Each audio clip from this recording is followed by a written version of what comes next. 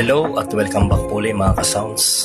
For today's video po natin ay kanina pong umaga ay naroon tayo sa ating recognition day. So kami po ay dalawang DJ doon, nag-operate po tayo ng sound system kaya hindi po tayo nakapag-sound check. So marami po tayong followers nagtatanong kung bakit po daw ay bihira na tayo mag-sound check. Medyo busy po talaga ay hanggang bukas po tayo mag-operate doon. So bukas po ay graduation day na nakumpuli tayo para po tayo ay mag-operate ng sound system po ng school. So bukas po mga ka-sounds, hindi po natin dadalhin natin sound system dahil po may sound system po ay school. Ang dadalhin po natin itong laptop. So ito po computer ay iiwanan po natin dahil medyo mabigat, marami po tayong bitbitin. Pati DJ controller po natin ay ating iiwanan. So ang dadalhin po natin ito pong tablet na to.